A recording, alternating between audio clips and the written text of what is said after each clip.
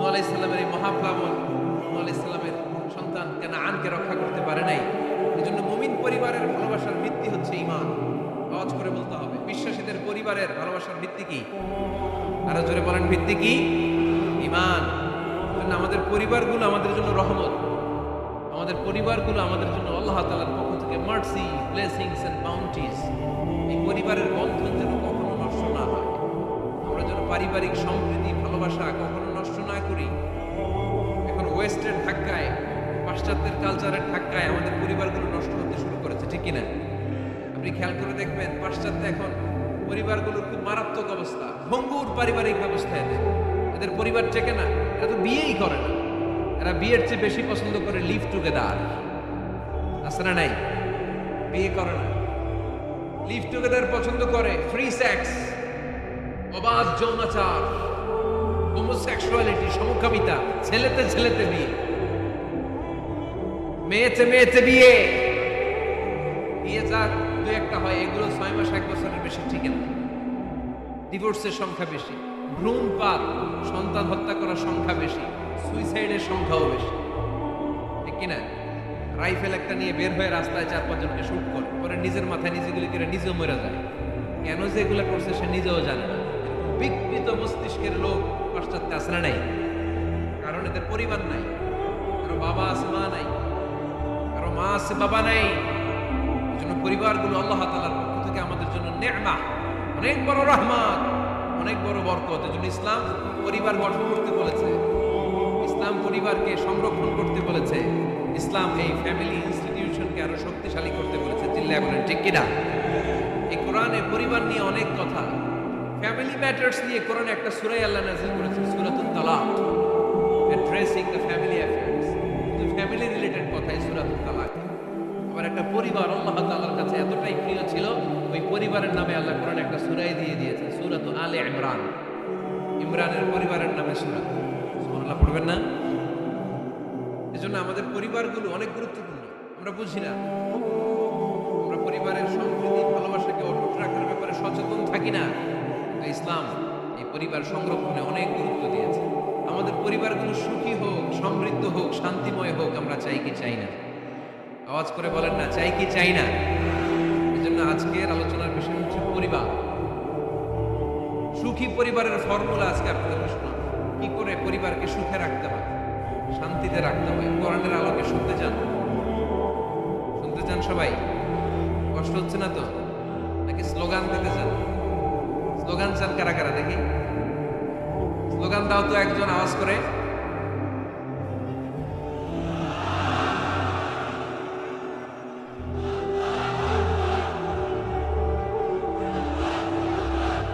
আমাদের পরিবার আছে না? পরিবার হচ্ছে শান্তির নীড়। যার পরিবার নাই সে নির্হারা পাখির মতো, ঠিক কিনা? এর সেবা করার কেউ নাই, এর খোঁজ খবর নেওয়ার কেউ নাই, একে ভালোবাসার কেউ নাই। পরিবারের ভেতরে আছে ভালোবাসাবাসী, পরিচর্যা, অসুস্থ হলে সেবা শুশ্রূষা, যত্ন আত্মি। আমরা একটা প্রশান্তির জায়গা খুঁজে পাই পরিবারের ভেতরে, ঠিক কিনা? এজন্য আমি যদি জান্নাতে যাই, আমি চাই আমার পরিবারের সবাইকে নিয়ে যাব, ঠিক কিনা? নাকি আপনারা একা একা জান্নাতে যাবেন? একা একা জান্নাতে যেতে চান কারা কারা দেখি হাত তুলে। হ্যাঁ, ওই যে হাত তুলছে। একা একা যাইতে হয়, পালানা। একা একা যাওয়া যাবে না, সবাই মিলে যাবো ইনশাআল্লাহ। পড়েন। এজন্য রাব্বুল আলামিন বলেন, ইয়া আইয়ুহাল্লাযীনা আমানু কু আনফুসাকুম ওয়া আহলিকুম নারা ওয়াকুদুহা আন-নাস ওয়াল হিজারা আলাইহা মালাইকাতুন গিলাদুন শিদাদুন লা ইয়াসুনা আল্লাহা মা আমারাহুম ওয়া ইয়াফআলুনা মা ইউমারুন। সুবহানাল্লাহ পড়েন। আল্লাহ রেখে বললেন, ও বিশ্বাসীরা শোনো শোনো, তোমরা নিজেদেরকে জাহান্নামের আগুন থেকে বাঁচাও, নিজেদের পরিবার বর্গকে ওই জাহান্নামের আগুন থেকে বাঁচাও, যে জাহান্নামের রক্ষী ফেরেশতারা খুব নির্দয়, খুব নির্মম, এদের চেহারায় হাসি নাই। রব্বুল আলামিন তাদেরকে যা আদেশ করে তারা তাই পালন করে। ওই ফেরেশতারা আল্লাহর কোনো আদেশে অবাধ্য হয় না। ওই জাহান্নামকে ভয় করো। আর জাহান্নাম থেকে নিজেও বাঁচো, নিজের পরিবারকেও বাঁচাও। নিজেও বাঁচতে হবে, পরিবারকেও বাঁচাতে হবে, নিজেও জান্নাতে যেতে চাই, আব্বা আম্মা স্ত্রী সন্তান ভাই বোন সবাইকে নিয়ে জান্নাতুল ফেরদাউসে থাকতে চাই, ঠিক কি না? এজন্য রব্বুল আলামিন বিশ্ব নবীকে আদেশ করলেন, ওয়া'মুর আহলাকা বিস-সালাতি ওয়াসতাবির আলাইহা।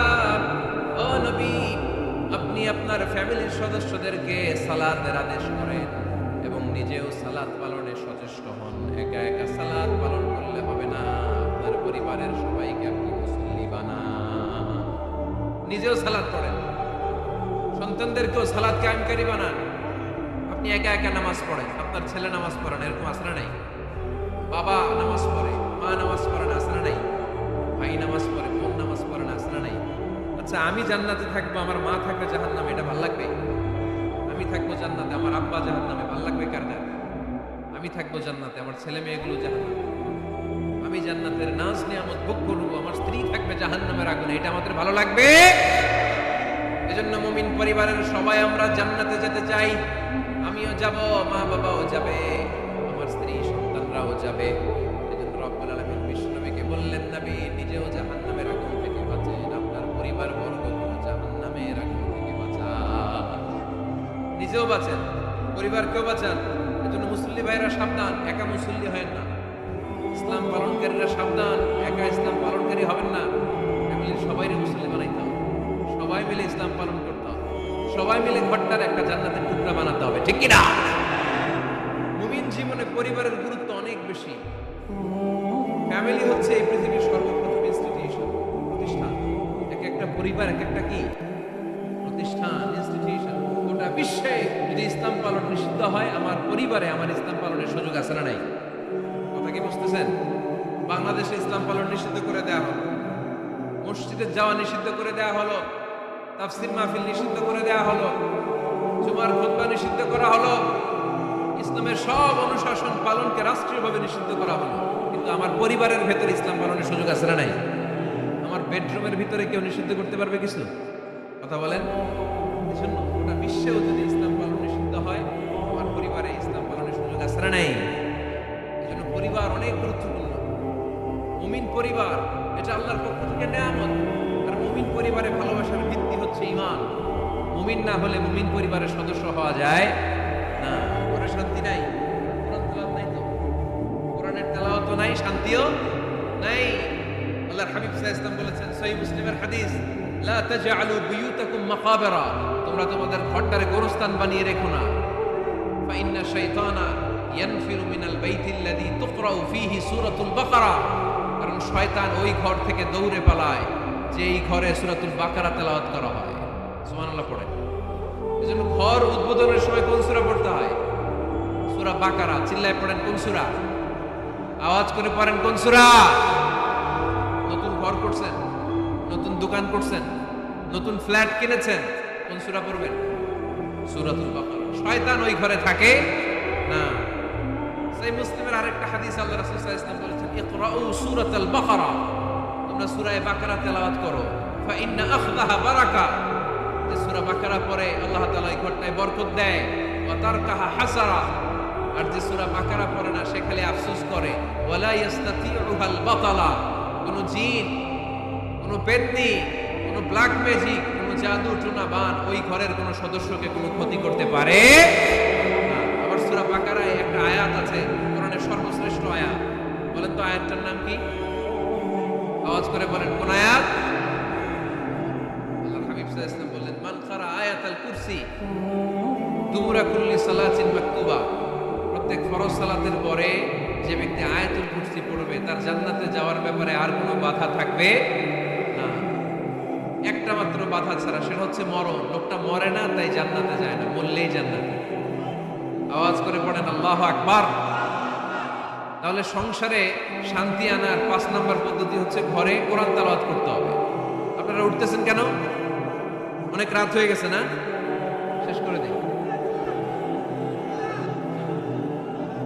মোনাজাত তুলিয়া হাত তোলেন, আল্লাহুম্মা আমিন। হাত তোলেন, হাত তোলেন।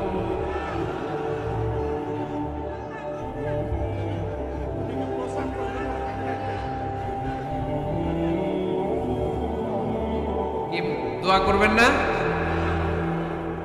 আরো কয়েক মিনিট শুনবেন? মাঝখান দিয়ে যে 2-4 জন উঠা বসা করতেছেন কেন? পেশাব ধরছে এটা? ঠিক আছে, জি হয়। আসরের সময় আসছে? ওরে আল্লাহ রে। মাগরিবের সময় আসছেন কে কে দেখি? এখন বাজে 10:40, এতক্ষণ ধরে বসা? হাত নামান। আসরের সময় আসছেন কারা কারা দেখি?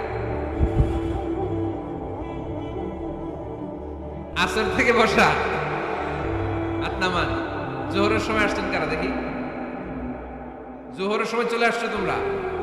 আল্লাহ তুমি কবুল করো, আজকের মাহফিলটারে নাজাতের ওসিলা বানাও। তাহলে ঘরে সুখ শান্তি আর সমৃদ্ধি আনার 5 নাম্বার ফর্মুলা হচ্ছে ঘরে কোরআনের তেলাওয়াত লাগবে। এখন কোরআনের তেলাওয়াত নাই, কোরআন আমরা শিখাতে চাই না, আছে না নাই? আমরা এখন ধর্মপ্রাণ হয়েছি কোরআন ছাড়া। কি ছাড়া? ধর্মপ্রাণ, ধর্মপ্রাণ, আমরা বড়ই ধর্মপ্রাণ। নামাজ রোজার কিছু নাই, ভুলেও ধরি না কোরআন। ধর্মপ্রাণ, রোজ সকালে শুনতাম আগে আল কোরআনের বাণী রে, আল কোরআনের বাণী। এখন শুনি সারে গামার দীপ্ত ফেন ফেনানি। রোজ সকালে শুনতাম আগে আল কোরআনের বাণী রে, আল কোরআনের বাণী। এখন শুনি সারে গামার দীপ্ত ফেন ফেনানি। ধর্মপ্রাণ মুসলমান আজকাল হয়েছে মডার্ন। ধর্মপ্রাণ, ধর্মপ্রাণ, আমরা বড়ই ধর্মপ্রাণ। নামাজ রোজার কিছু নাই, ভুলেও ধরি না কোরআন। ধর্মপ্রাণ, ঠিক কি না? প্রতিদিন কোরআন শিখায় যে তার পকেট যায় ফাঁকা রে, তার পকেট যায় ফাঁকা। সপ্তাহে 2 দিন গান শিখায় যে নেয় তো 1000 টাকা। ধর্মপ্রাণ মুসলমান আজকাল হয়েছে মডার্ন। ধর্মপ্রাণ, ধর্মপ্রাণ, আমরা বড়ই ধর্মপ্রাণ। নামাজ রোজার কিছু নাই, ভুলেও ধরি না কোরআন। ধর্মপ্রাণ, এরকম ধর্মপ্রাণ আমরা কেউ হতে চাই? প্রতিদিন ফজরের পরে আমার ঘর থেকে কোরআন তেলাওয়াত হোক, আমরা চাই কি চাই না? ঘরে সুখ সমৃদ্ধি আর শান্তি আসার মাধ্যম হচ্ছে কোরআন তেলাওয়াত করা। ঘরে কোরআন তেলাওয়াত বাড়ায় দেন, ঘরে শান্তি বাড়ায় দিবে কে? কয়টা গেল? হ্যাঁ, 5টা। না শুনতেছে তোমার সাথে। 6 নাম্বার হচ্ছে মাঝে মাঝে বেড়াতে যাবেন। ভাবিরে নিয়ে বেড়াতে যাবেন, পারা যাবে? জি হয়। এই যে আপনাদের এখানে জাফলং আছে না? জাফলং আর কি আছে সিলেটে? মাধবকুণ্ড আর হাকালুকি, সবচেয়ে বড় হাওর বাংলাদেশে। আমি গিয়েছিলাম একবার। এই হাকালুকিতে যে 2 জন হারায় যাবে, 2 জন 2 দিকে। পারা যাবে? যাবেন। আল্লাহ রাসূল সাল্লাল্লাহু আলাইহি ওয়াসাল্লাম যেতেন, স্ত্রীদেরকে নিয়ে মরুভূমিতে বেড়াতে যেতেন, আউটিং এ যান, মাঝে মাঝে ফ্যামিলি ট্যুরে যান। তুলসিরু ফিল আরদ সুম্মা আনজুরু কাইফা কানা আকিবাতুল মুকাজ্জিবিন। জমিনে ঘুরে বেড়াও আর দেখো মিথ্যাবাদীরা পৃথিবীতে কি করেছে আর তাদের সাথে আমি কি আচরণ করেছি, ঠিক কি না? সুযোগ হলে মিশরে যান, ফেরাউনের লাশ দেখে আসেন। কারুনের বাড়িতে যান, ধ্বংসস্তূপ দেখে আসেন। পারলে জর্ডানে যান, মৃত সাগর দেখে আসেন। সমকামিতার কারণে লূত আলাইহিস সালামের কওমের লোকদেরকে আল্লাহ জমিন থেকে উনি একটা আঘাত করেছেন জমিনে। ফাজআলনা আলিয়াহা সাফিলাহা, জমিনের উপরের মাটিকে আমি নিচে ঢুকিয়েছি, নিচের মাটিকে আমি উপরে ঢুকিয়েছি। উপর থেকে শিলা আর প্রস্তর বৃষ্টি নাজিল করে পুরো জমিনটারে আমি সাকার করে দিয়েছি। এখানে এখন ডেড সি, লোহিত সাগর, মৃত সাগর। ওখানে কোনো মাছ জন্মায় না, কাঁকড়া জন্মায় না, ব্যাঙ জন্মায় না, কিছু জন্মায় না। লবণের ডেনসিটি, ঘনত্ব এত বেশি, ওখানে কোনো মানুষ ডুবেও না। গজবের জায়গা, সুযোগ হলে দেখে আসে। টাকা পয়সা ভালো থাকলে সময় হলে প্রায় ফ্যামিলি মেম্বারদেরকে নিয়ে উমরায় যান। কই যাবেন? উমরায় যান। নবদম্পতি যারা, রিসেন্টলি তোমরা যারা বিয়ে করতে যাচ্ছ, you are going to be a new couple, পারলে তোমাদের হানিমুনটা উমরায় সেরে ফেলো। পারা যাবে না? স্বামী স্ত্রী 2 জনে মিলে মক্কায় চলে যাও, আল্লাহর ইবাদত, আল্লাহর ঘরে সিজদা দিয়ে বরকত দিবে কে? তাহলে ঘরে বা ফ্যামিলিতে সুখ সমৃদ্ধি নিয়ে আসার 6 নম্বর মাধ্যম হচ্ছে আউটিং এ যাওয়া, মাঝে মাঝে বেড়াতে যাওয়া। আল্লাহ রাসূল সাল্লাল্লাহু আলাইহি ওয়াসাল্লাম বেড়াতে যেতেন, সফরে স্ত্রীদেরকে নিয়ে যেতেন। সহিহ বুখারীর বর্ণনা, কানা রাসূলুল্লাহ সাল্লাল্লাহু আলাইহি ওয়াসাল্লাম ইযা আরাদা সাফারান আকরা বাইনা আজওয়াজি। আল্লাহ রাসূল সফর করলে কোন স্ত্রীকে নিয়ে যাবেন তিনি স্ত্রীদের নাম লিখে লটারি করতেন। সুবহানাল্লাহ নাই? কি করতেন? কোরআ, আরবিতে বলে কোরআ, বাংলায় বলে লটারি। এই লটারি জায়েজ, এই লটারি জায়েজ আছে। স্ত্রীদের নাম লিখে কোরআ করতেন, লটারি। যার নাম আসতো তাকে নিয়ে আল্লাহ হাবিব সাল্লাল্লাহু আলাইহি ওয়াসাল্লাম সফরে বেরিয়ে যেতেন। সফরে স্ত্রীদের সাথে দৌড়াদৌড়ি করতেন। সুবহানাল্লাহ বলবেন না? আম্মা জান আয়েশা রাদিয়াল্লাহু তাআলা আনহা আল্লাহ হাবিব সাল্লাল্লাহু আলাইহি ওয়াসাল্লাম এত ভালোবাসতেন। আল্লাহ হাবিব সাল্লাল্লাহু আলাইহি ওয়াসাল্লাম বলতেন, আয়েশা চলো দৌড়াদৌড়ি করি। ওই যে দেখা যায় খেজুর গাছ, চলো কে কার আগে যেতে পারে। দুইজন দৌড়ালেন। বিয়ের প্রথম দিকে আম্মা জান আয়েশা রাদিয়াল্লাহু তাআলা ফার্স্ট হয়ে গেলেন, কারণ তখন তিনি চিকন ছিলেন, মোটা ছিলেন না। আবার অনেক বছর পরে আরেক সফরে যখন আম্মা জান আয়েশা সফরে লটারিতে নাম আসলো, ওই সফরে আবার আল্লাহ হাবিব সাল্লাল্লাহু আলাইহি ওয়াসাল্লাম বললেন, আয়েশা চলো আজকে দৌড়াদৌড়ি। দুইজন দৌড় দিলেন। এবার আর আম্মা জান আয়েশা রাদিয়াল্লাহু তাআলা আনহা জিততে পারলেন না, যেহেতু মোটা হয়ে গেছেন। আল্লাহ রাসূল সাল্লাল্লাহু আলাইহি ওয়াসাল্লাম দৌড়ে গাছ ধরে ফার্স্ট হয়ে গেলেন। সুবহানাল্লাহ পড়েন। আম্মা জান আয়েশা এবার রাগ করে বসে আছে। আল্লাহর হাবিব সাল্লাল্লাহু আলাইহি ওয়াসাল্লাম বললেন, হাযিহি সাবকাতু বিতিলক। ওই যে কয়েক বছর আগে আয়েশা একদিন রাতে তুমি আমারে হারাই দিয়েছিলে, আজকে তোমারে হারাইয়া ওটার প্রতিশোধ তুলে নিলাম। সুবহানাল্লাহ পড়তে পারলেন না? কি ভালোবাসাবাসি ছিল, কি খুনসুটি ছিল, কি আদর্শ আগের সমৃদ্ধ সুখী শান্তির একটা সংসার ছিল বিশ্ব। তিনি স্ত্রীদের সাথে খোশ গল্প করতেন, বিনোদন করতেন, হাসি ঠাট্টা করতেন। তবে এই বিনোদন ছিল সুস্থ বিনোদন, এই রসিকতা ছিল সুস্থ রসিকতা, ঠিক কিনা? আমরা এটা করতে চাই না। অনেকের চেহারা, আমাদের চেহারার মধ্যে কোনো হাসি নাই, খালি রাগ আর রাগ, আছে না নাই? অনেকে দেখবেন 5 বছরে একবারও হাসি নাই। সুজানগরে আলহামদুলিল্লাহ এরকম নাই। সুজানগরে এই যে সবাই হাসতেছে, সবার মুখে হাসি। হাসবেন, মুচকি হাসবেন। মুচকি হাসি দেওয়া সুন্নাত। আর মুচকি হাসতে পয়সা লাগে না। পয়সা লাগে? হাসেন না কেন? মুচকি হাসেন, হাসি দেওয়া সুন্নাত। তো তাহলে 6 নাম্বার যে পদ্ধতি আমরা পেলাম ঘরে সুখ শান্তি আনার, মাঝে মাঝে ফ্যামিলি মেম্বারদেরকে নিয়ে আমরা হাকালুকি হাওড়ে হারিয়ে যাব। আমরা মাধবকুণ্ড বেড়াতে যাব, আমরা জাফলং এ যাব, পারলে আমরা কক্সবাজার সমুদ্র সৈকতে যাব। যেমনটি আল্লাহ হাবিব সাল্লাল্লাহু আলাইহি ওয়াসাল্লাম স্ত্রীদেরকে নিয়ে বেড়াতে যেতেন। ইনশাআল্লাহ পড়েন। পারবেন তো? যাবেন তো সবাই? আচ্ছা। 7 নাম্বার পদ্ধতি সংসারে সুখ শান্তি ফিরে আনার, ফ্যামিলির গুরুত্বপূর্ণ বিষয়ে সিদ্ধান্ত নিতে পরামর্শ করবেন ফ্যামিলি মিটিং।